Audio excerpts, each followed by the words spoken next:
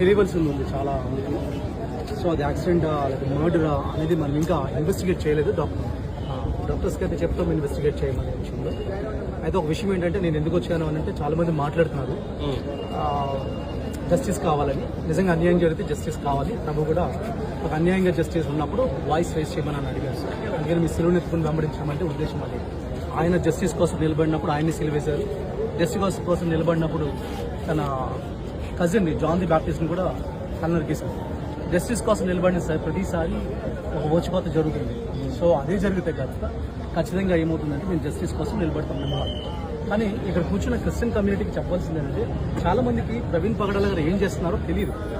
So కేవలం మీకు ఆయన డిబేటర్గా తెలుసు, ఒక పాస్టర్గా మాత్రమే తెలుసు. ఎందుకంటే ఆయన ఆంధ్రప్రదేశ్లో మీరు చూసిన మినిస్ట్రీ కేవలం 20%.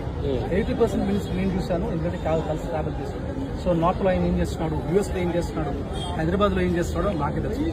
సో ఆయనకి 2 సాఫ్ట్వేర్ కంపెనీస్ ఉన్నాయి, అంటే హైదరాబాద్లో ఒకటి యూఎస్లో. So is software CEO of A software company. So ఆయన అంత మాత్రమే కాదు, చాలా మంది స్టూడెంట్ ఈవెన్ ఆ సాఫ్ట్వేర్ కంపెనీస్లో దేవుని విలువలతో ఒక సాఫ్ట్వేర్ కంపెనీ అది ఎట్లా ఉంటుంది అని అంటే వాచ్మ్యాన్ దగ్గర నుంచి మేనేజర్ వరకు అందరికీ ఈక్వల్గా ఇన్సూరెన్స్ పాలసీ ఉంటుంది. బాస్ దగ్గర నుంచి వాచ్మెన్ వరకు అందరు కలిపి లంచ్ చేయాలి, సమానత్వం. ఎందుకంటే అందరూ దేవుడు తన పోలికలు చేసుకోవడాన్ని విలువలతో చూపించిన ఒక బిజినెస్ మ్యాన్. ఎందుకు అనంటే ఇక్కడ నేను చెప్పేది ఏంటంటే వాక్యంలో వెళ్తుంది చాలాసార్లు. అదేంటే ప్రసంగాలు ఎక్కువైపోయింది మనకి. వాక్యం శరీరరీతిగా రావడం అంటే ఏంటంటే వాక్యం యాక్షన్స్లోకి రావడం. ఆయన ఏం చెప్తున్నాడు అనంటే మీరు పుల్పిట్ మీద కూర్చొని 1 hour నేను వల్ల నీ పొరుగువాడిని ప్రేమించమని చెప్పేదానికి నేను ఒక బిజినెస్ చేసి నాకేదో 100 మంది ఉంచుకొని నిన్ను వల్ల నీ పొరుగువాడిని ప్రేమించమని ప్రాక్టికల్గా రోజుకి 8 గంటలు చూపించేదానికి చాలా తేడా ఉంటుంది. దేవుడు కూడా హెవెన్లో కూర్చొని గులాబ్ వీసా అయినా అని చెప్పలేదు.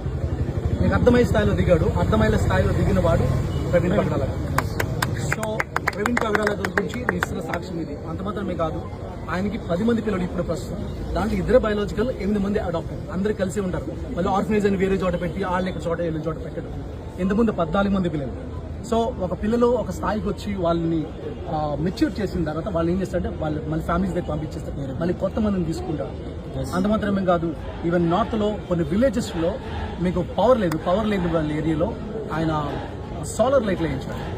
ఈవెన్ మీకు తెలుసు పాండమిక్ టైంలో అంటే కోవిడ్ టైంలో మనకి ఒక పాస్టర్ గారి పేరు చెప్పదలుచుకోలేదు కానీ ఒక పాపులర్ ఒక సెలబ్రిటీ పాస్టర్గా ఉన్న ఆయన 4 కార్లు వేసి 4 బస్సులు వేసి కేసీఆర్ని పిలిచి పెద్ద అడౌట్ చేశారు. కానీ అదే టైంలో ఈయన 18 బస్సులు వేశారు. బట్ నోబడీ నోస్ హియర్, ఎవరికి తెలియదు. ఎందుకంటే నేను చెప్పేవాడు, ఎందుకంటే నేను ఉన్నాను కాబట్టి. ఎప్పుడు గొప్పలు చెప్పుకోడు, ఇలా చేశాను చెప్పుకోడు. ప్రతి ఇండివిజువల్ కాల్ చేస్తాను. అది మాత్రం పక్కన పెడితే నేను ఫర్ ఎగ్జాంపుల్ ఈ బ్రదర్ ఇంటికి వచ్చాడు అనుకోండి, పిలిచారనుకోండి, వచ్చిన తర్వాత వీళ్ళ అమ్మగారికో నాన్నగారు తాతకి బాగాలేదు, వాళ్ళ పేరు నోట్ చేసుకుని మళ్ళీ రాజమండ్రి విజిట్ వచ్చేటో పని కట్టుకుని వచ్చి వాళ్ళని విజిట్ చేసి వెళ్తారు. అలాగా వీక్లీ వన్స్ ఒక టైం పెట్టుకుంటాడు, ఒక డేట్ పెట్టుకుని ఆ డేట్లో ఓన్లీ ఓల్డ్ పీపుల్ని తిరిగి వాళ్ళని పరామర్శించి వాళ్ళకి అవసరతలు ఉంటాయి కదా, వాళ్ళ డిజైర్స్ ఉంటాయి. బాబు నాకు పలానా చోటకి వెళ్ళాలంటే ఈయన కావాలని చర్చ్ మానేసి వేరే పాస్టర్ గప్ చెప్పి వీళ్ళు తీసుకుని వాళ్ళకి ఇష్టమైన చర్చ తీసుకుంటారు. ఇలాంటివి అనేక మంది ప్రవీణ్ పగడాల గారు చేసి ఉన్నాయి. అందుకని నేను చెప్తాను, బైబిల్ టీచర్స్ చాలా మంది ఉన్నారు, చాలా మంది డిబేట్స్ ఉన్నారు. కానీ ఈ లెవెల్లో అంటే దేవుని రాజ్యాన్ని అర్థం చేసుకునే స్థాయిలో చెప్పిన ఒకే స్పీకర్ తెలుగులో ఉన్న స్పీకర్ నేను ఒకటే. సో మనకి ఇదేంటంటే నేను ఒకటి చెప్తాను, క్రిస్టియన్స్ అందరికీ చెప్పేదంటే ఒకటి గుర్తుపెట్టుకోండి, అదేంటంటే this is a God's judgement on the humankind. అందుకంటే వాక్యాన్ని సరైన రీతిలో అర్థం చేసుకుని ప్రజెంట్ చేసే స్పీకర్స్తో రోజు రోజుకి తక్కువ అవుతున్నారు. పిట్ట కథలు చెప్పే స్పీకర్లు ఎక్కువైపోతా ఉన్నారు. ఈవెన్ డిబేట్స్ చేస్తున్న వాళ్ళు కూడా గ్రేస్ లేదు. దేవునికి వాక్యం చెప్తుంది, do this with gentleness and meekness.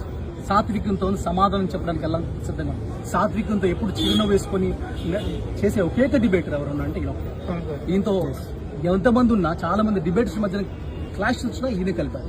కాబట్టి నేను చెప్తున్నా, ఇవన్నీ ఎందుకు చెప్తున్నానంటే ప్రవీణ్ పగడాల గారు ఏం చేశారు అనేది మీ అందరికి చాలా మంది క్రిస్టియన్స్కి తెలియదు. అందుకని ఇవన్నీ చెప్పడానికి ఇది ఒక ప్లాట్ఫామ్గా వేదిక చేసుకొని ఆయనకు గురించి ప్రార్థన చేద్దాం. ఎందుకంటే ఇప్పుడు ఆయన లవ్ అండ్ సాఫ్ట్వేర్ కంపెనీస్ దెబ్బతింటారు. చాలా మంది పిల్లలు వాళ్ళకి అనాథలు అయ్యే ప్రమాదం ఉంది. ఇవన్నీ ఉన్నాయి. ఈవెన్ నార్త్లో ఆయన చేసిన మినిస్ట్రీస్ కానీ ఇవన్నీ ఉన్నాయి. ఇవన్నిటిలో నేను మీనింగ్ఫుల్గా మీరు ప్రార్థన చేయండి, ఆ కుటుంబం కోసం ప్రార్థన చేయమని కోరుతాను. ఆయన పరిచయం గుర్తుపెట్టుకుంటే గోధుమ గింజ గూనం పడి చావుతేనే కానీ ఇంకో లైఫ్ రాదు. కాబట్టి ఆయన లైఫ్లో ఎంతమంది ఇంపాక్ట్ చేసిందో తెలియదు. ఇప్పుడు ఆయన లాంటి వాళ్ళు లేడు అని చెప్పుకునే కంటే ఆయన లాగా ఉండడానికి మనం తయారవుతాం. చెప్తున్న మాట ఏంటంటే